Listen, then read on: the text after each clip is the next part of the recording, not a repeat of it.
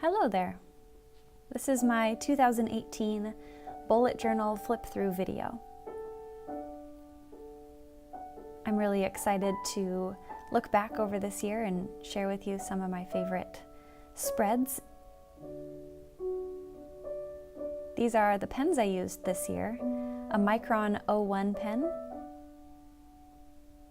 and this white gel pen, an 08 tip.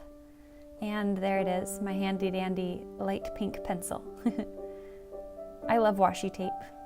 These were some of my favorites from the year.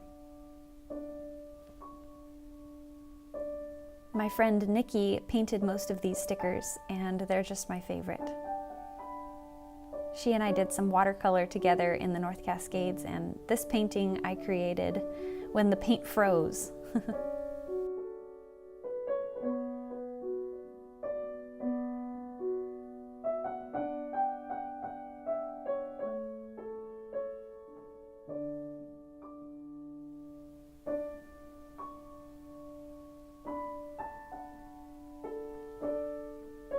I don't use an index for my bullet journal.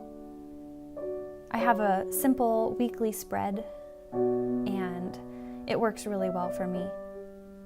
This is the second year I've done a bullet journal, and it's really important to me as a piano teacher to have a space every week where I can write my schedule for nearly 40 piano students and some accompanying jobs.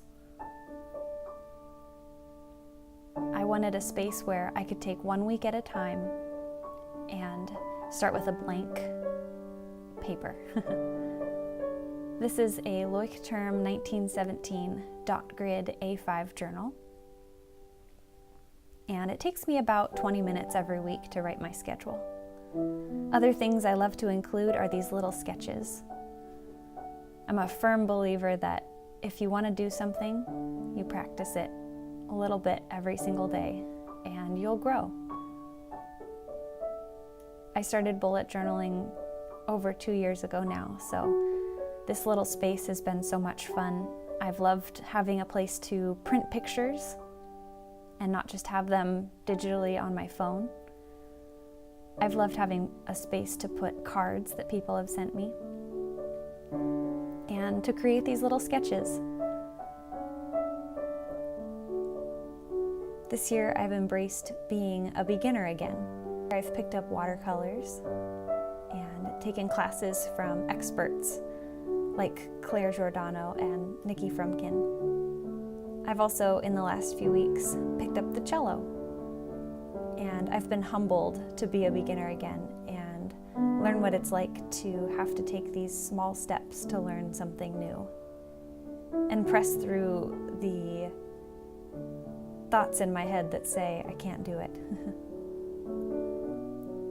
I've learned a lot about what my students go through each week at lessons when they learn new things. When we're beginners, we have two options. When we're faced with struggles, we can either just give up, or we can press into that difficulty and get through it.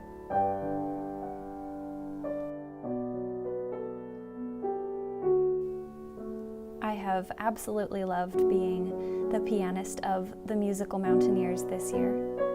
And this week, Anastasia and I went to the North Cascades, and we played at the opening of the gate on Highway 20.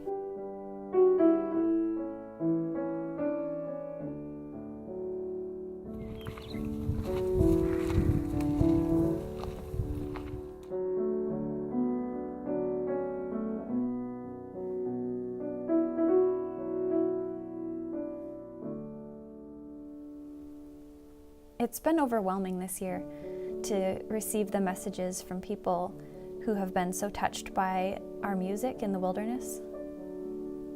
People who have gone through loss, people who have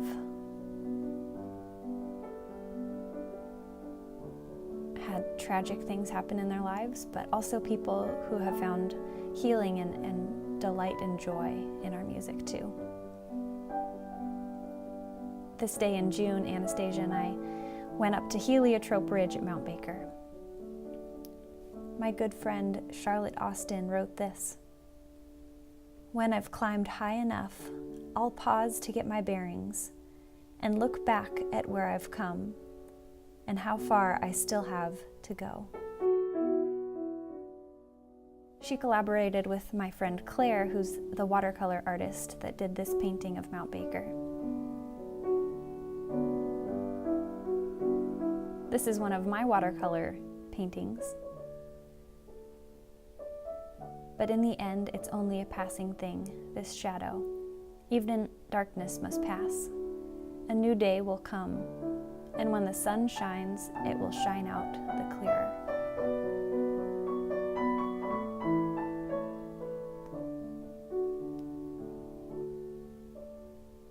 That week, Anastasia and I, on July 5th, left my house at midnight to get to sunrise at Mount Rainier at 2 a.m. so that we could hike up to Burroughs Mountain to play a sunrise serenade. We didn't expect the winds to be 40-mile-an-hour, but we still had a lot of fun. In July, I climbed El Dorado Peak with some friends from the Everett Mountaineers branch. I am an instructor there this year, and we went to climb El Dorado in the middle of summer, and I sketched this mountain, Johannesburg Mountain, from my tent. We got to camp on the El Dorado Glacier before getting up the next morning to climb to the summit via the Knife Edge. The very next week, Anastasia and I hiked up the trail to Sahalayarn in the North Cascades, overlooking El Dorado Peak, and recorded a sunrise serenade. We also carried a lavalier microphone that day to record some behind-the-scenes moments and conversations for our interview on the She Explores podcast. I'll link that below. This is another painting by my dear friend Claire Giordano from Claire's Wanderings. This picture was taken on Diablo Lake in the North Cascades. Anastasia and I played on a boat with Skagit Valley Tours, and you can go take a boat ride there in the summer too.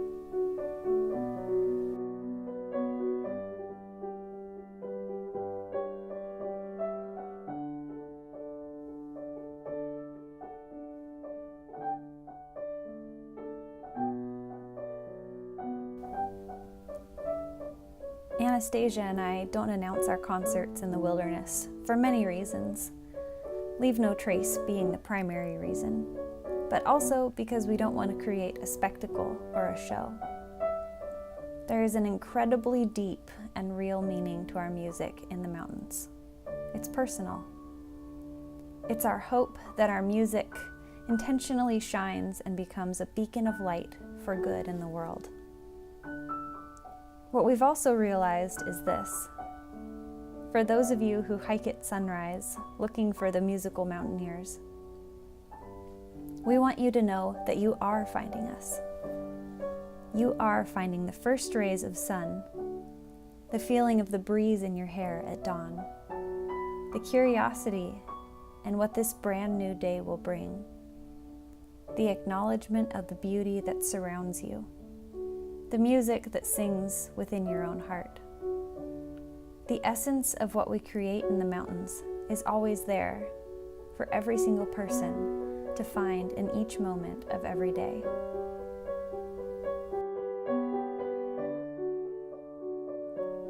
We went to Easy Pass in the North Cascades the end of September, and the larches were golden. My friend Jane wrote this about Golden Week in the North Cascades. I could not have been more moved by this experience than I was today, chasing these deciduous conifers into the peaks of the beautiful Pacific Northwest made me realize one thing: live like the larches. I learned today that larches are one of the few species within the conifer family that annually shed their needles, leaving their branches bare and stark for the winter. Each spring, a larch will bloom with an abundance of bright green needles, and then in the first few weeks of October, will transition into a heart-stopping golden amber hue. larches understand their need for survival, continued growth, and resiliency. To live like the larches is to allow space for hurt and pain, beauty and change, sacrifice and gain. In doing so, there is both growth and greatness.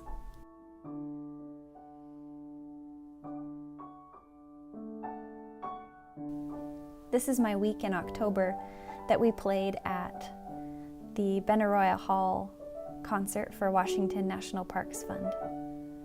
And this picture was taken up at Hidden Lakes Peak.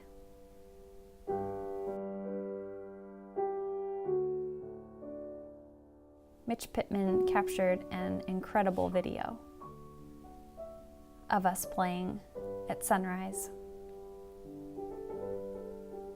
And that video was shared up on the big screen while Anastasia and I played at Benaroya Hall.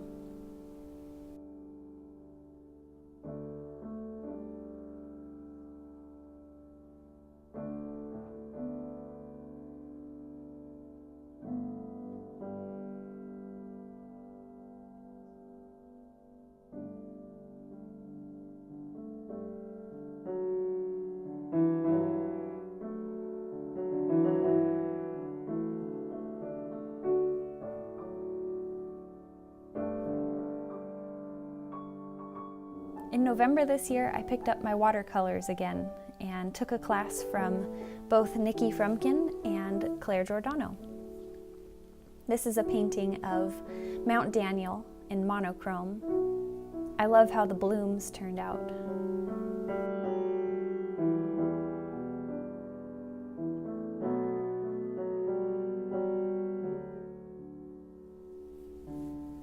I loved taking classes from Giordano at the Salt Creek Retreat.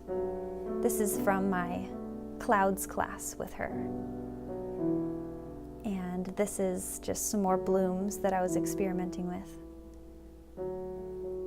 Watercolor makes me let go of control. You have to drop water and paint on the page and not touch it anymore. See what magic happens. This is a little something from my pen and watercolor class that I took from Nikki Frumkin, also at Salt Creek. And here's my little mountain and tent painting.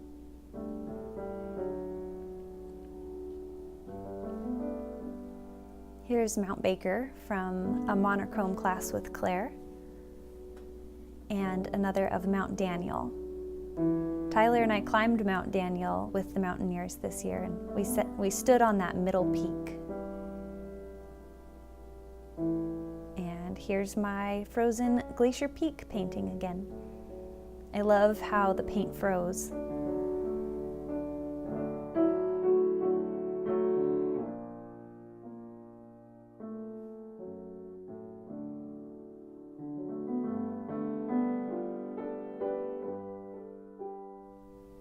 Surrounded by peaks, we often feel small. Towering over us, ancient rock walls. We climb and we see the world under our feet. The trees and the glaciers, crevasses and creeks. As we climb through the world, carrying music in our packs, the fears and the doubts are pushed to the back.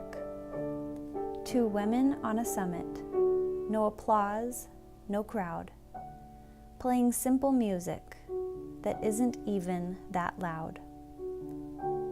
But as the notes drift, the sunrise melts into view. It feels like the sun says, "This is for you."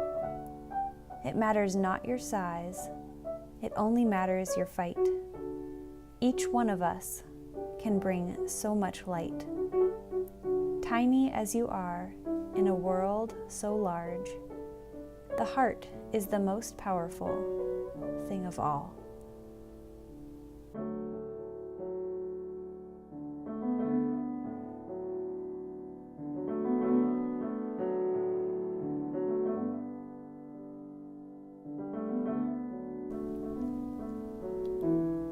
There have been a lot of challenging circumstances this year as well, between loss in my family and loss of my 17-year-old kitty cat named Kaylee. And there have been some challenging circumstances in my life personally with my health that I have endured through this year. But what I've been learning is that I have a choice in the thoughts that I want to think based on those circumstances. And when I can intentionally choose those thoughts, then I can create the feelings that I want based on those thoughts. And then I realize I can create results in my life on purpose. That life isn't happening to me. Our modern emotional health embraces thoughts like everyone is happy and that immediate gratification is our ultimate goal. But really, processing these emotions and allowing discomfort, separating emotion from circumstance, gives us the opportunity to create wanted emotion, even to embrace the discomfort in order to go toward change. I'm learning that complete emotional health comes from embracing the full experience of life.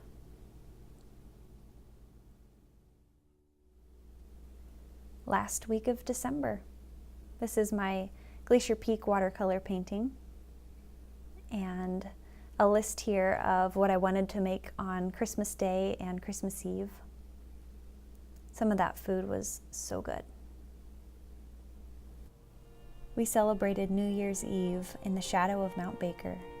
We watched the sun set behind the glaciers, and the sky turned gold one last time for 2018.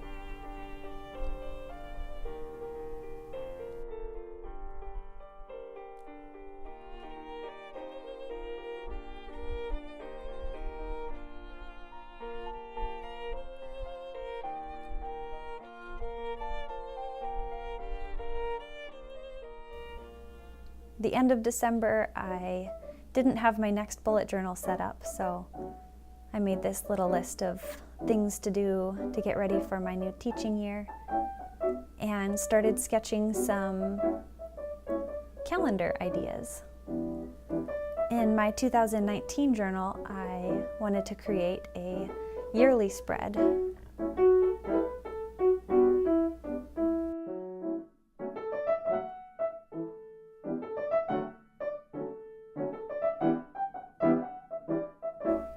There it is, my 2018 bullet journal. It was fun to have this journal this year. It really grew with all the pictures, but I wouldn't have it any other way. It was awesome to create a spread that was both productive and practical for everything during the week and have a space to be creative on paper. I love this sticker that Nikki made.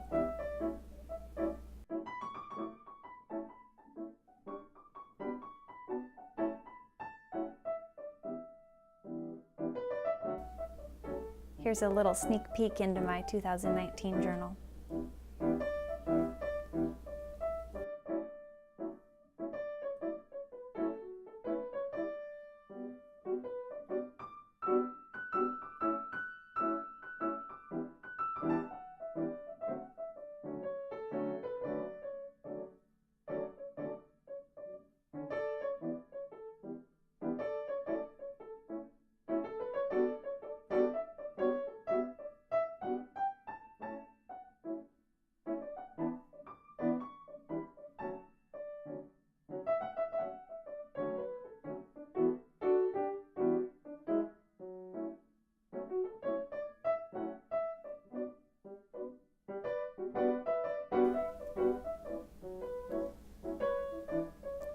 If you want to start bullet journaling, you can make your bullet journal whatever you want it to be. This space for me has always been a place where I can be productive and also have it be practical. And it didn't come overnight to be able to come up with a spread that works for me. I've been working on these sketches and this little setup for over 2 years now. I'm a firm believer that if you want to grow at something, it takes a lot of consistent practice and making a lot of mistakes. Pressing through those mistakes is when the growth happens.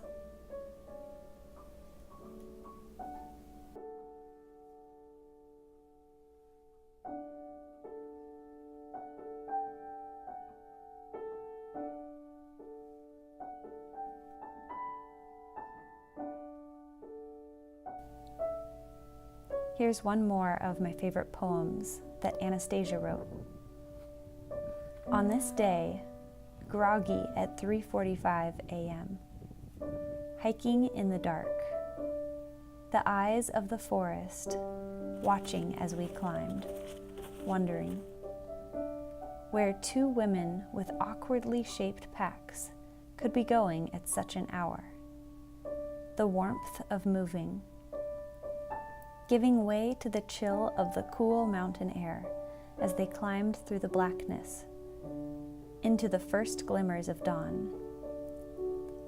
Shivering and tired, arriving at the spot, patches of snow crunching underfoot, the wind tugging at hair and at gowns, as if to question sanity, but ultimately yielding as the music becomes one with the wind, one with the numbness of fingers, one with the sunbeams piercing the air, until there is no more distinction between the music and the mountains and the musicians who have linked the two together.